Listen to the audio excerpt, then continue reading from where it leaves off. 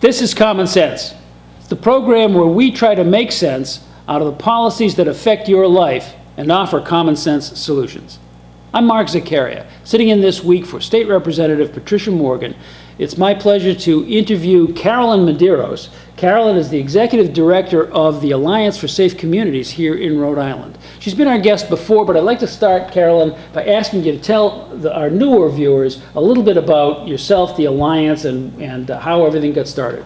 The Alliance for Safe Communities is a 503 nonprofit dedicating to working with Rhode Islanders and addressing safe community issues, a promise made to them by government but not necessarily afforded.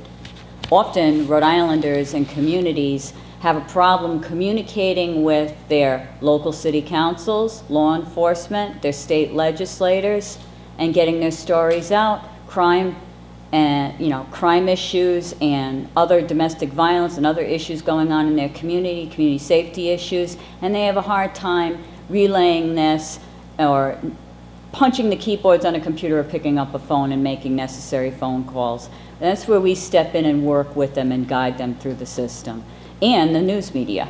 So could I say, for our viewers' benefit, that you are a pro bono lobbying group?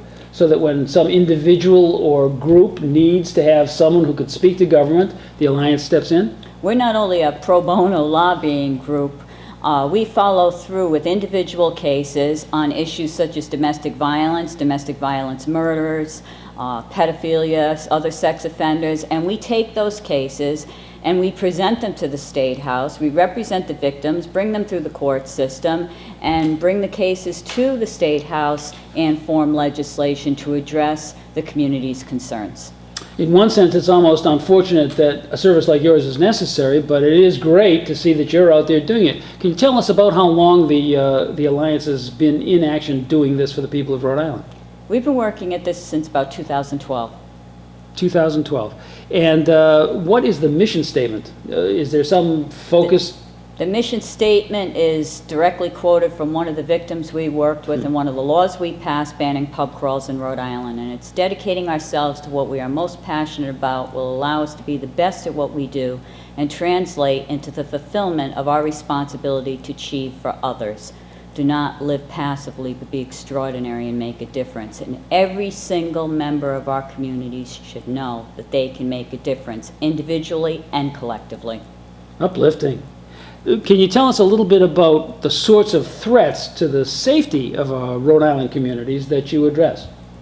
Well, we've, if you look at our legislation, as an example, we've worked on murder and murder sentencing issues. There were a lot of problems with early releases for crimes as heinous as murder. We've worked on domestic violence issues and domestic violence murders. We've worked on sex offenders, whether they be rapists or pedophiles, and formulated legislation regarding that, helping victims, and also elder abuse and elder neglect in facilities that are supposed to be safe havens for them. Can you give us an idea by just sort of talking about a couple of the files from the archives? What sorts of things happened that get you involved, and how were you passed to resolve? A good one would be the murder sentencing legislation. In the past, that was passed 2 years ago. Passed last year. It took us 3 years to pass it.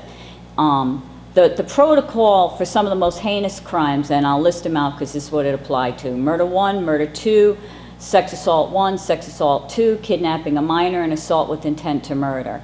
They were included among petty thieves, drug dealing, and whatnot, where everyone in the prison was eligible for at least 30 good days of good time credits. That would be shaved off the sentence period that they'd serve every month. They could actually earn more credits than there were days in the month.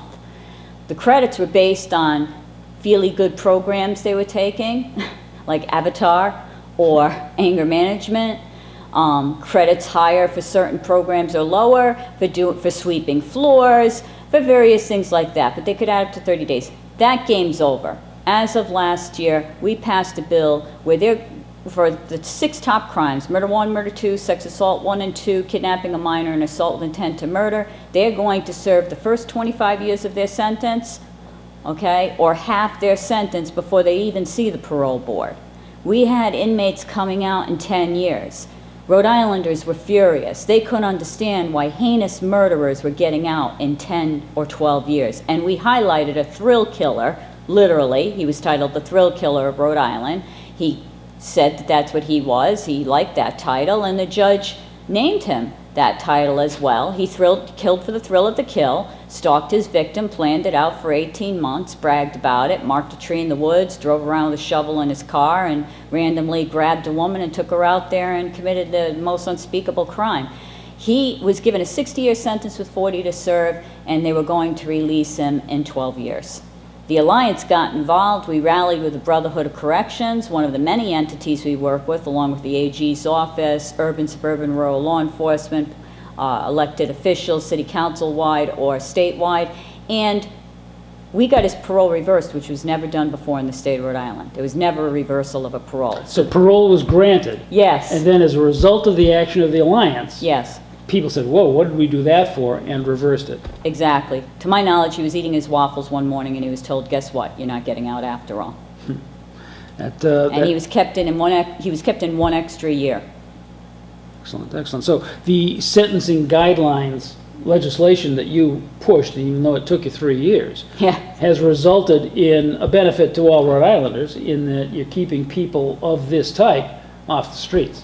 Yes, and it was very difficult to get that legislation through. What do the insiders in the criminal justice system tell you about potential offenders knowing now that they got 25 to serve? Is that a disincentive to the crime? We're happy. I believe the Brotherhood of Corrections is happy. I was told that we were looked upon as interfering with the parole board's duties, that we were interfering with judges' decisions. Our response was, no, we're empowering judges and giving them the tools that they need to impose a sentence that's equal to the heinousness of the crime. Okay. So it wasn't all well received by the powers that be. Well, one way or the other, I guess you'd have to say that Rhode Island has benefited, whether or not the judges feel like they're a little bit channeled in their sentencing.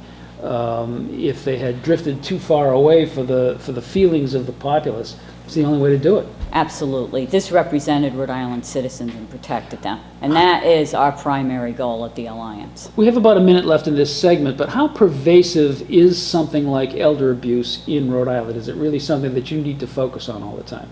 It's unfortunate, and I don't think there's enough advocacy, and it's not coming from AARP, it's not coming from our state ombudsman, and those are the so-called advocates. It's very pervasive. In the nursing homes, in 1 year, we had a sexual assault case, a murder case, where they put a convict in assisted living down in Coventry. We had overdoses and death and neglects. And this year, I just had a case with an elderly woman sexually assaulted first degree in elder housing because they're putting convicts in elder housing with the elderly and they're preying on them. It's a very serious situation. Elderlies are afraid to step forward. They're afraid they're going to be kicked out of their own housing if they complain that there's convicts next door dealing drugs. And the reason for that being that the empty spaces have to be filled. Well, it's money. Well, with that, on that happy note, what we will do is take a break. Thank you for your reintroduction to our viewers. Right now, folks, I have a feeling somebody's about to ask the question, are you kidding me?